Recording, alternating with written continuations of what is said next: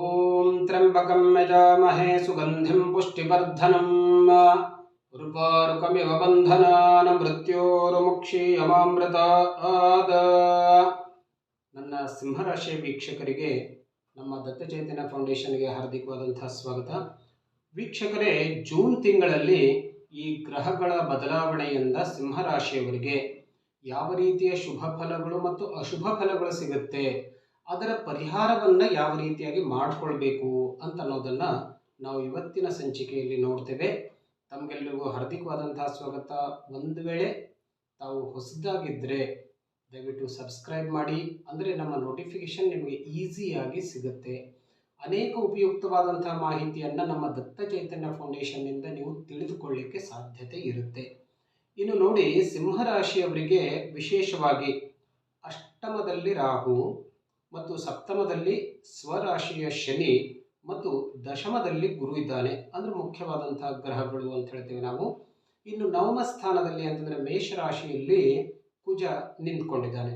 So ಈ ಗ್ರಹಗಳ ಒಂದು ಉಪಸ್ಥಿತಿಯಿಂದ ಅವರಿಗೆ ಯಾವ ರೀತಿಯ ಅನುಕೂಲತೆ ಅಂತ ಅನ್ನೋದನ್ನು ನಾವು ನೋಡ್ಕೊಳ್ಳೋದಾದರೆ, ನೋಡಿ, ಇದರಲ್ಲಿ ಮುಖ್ಯವಾಗಿ ಸ್ವಲ್ಪ ಕೌಟುಂಬಿಕ ವಾತಾವರಣದಲ್ಲಿ ಸ್ವಲ್ಪ ಮಟ್ಟಿನ ಏರುಪೇರು ಅಂತ ಅನ್ನೋದನ್ನು ನಾವು ತಿಳ್ಕೊಳ್ತೇವೆ.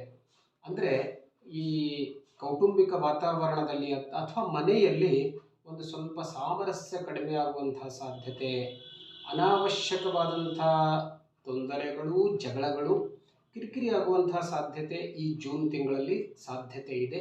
ಸೊ ಅದನ್ನು ಒಂದು ಸ್ವಲ್ಪ ನೀವು ಶಾಂತವಾಗಿದ್ದುಕೊಂಡು ಅದನ್ನು ಹ್ಯಾಂಡಲ್ ಮಾಡಿದ್ರೆ ಖಂಡಿತವಾಗಿಯೂ ಇದನ್ನು ನೀವು ತಪ್ಪಿಸಿಕೊಳ್ಳಿಕ್ಕೆ ಸಾಧ್ಯತೆ ಇರುತ್ತೆ.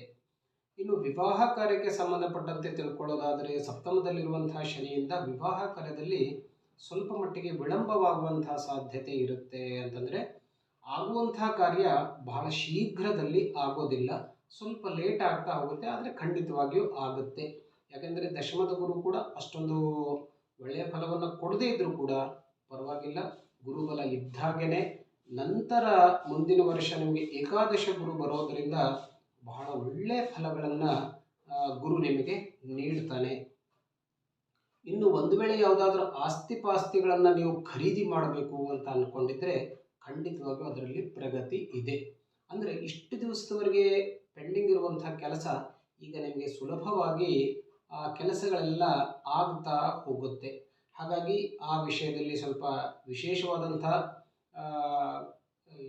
ವಿಶೇಷವಾದಂಥ ಒಂದು ಗಮನವನ್ನು ಹರಿಸಿ, ಅದರಿಂದ ಕೆಲಸಗಳು ಬೇಗನೆ ಆಗಲಿಕ್ಕೆ ಸಾಧ್ಯತೆ ಇರುತ್ತೆ.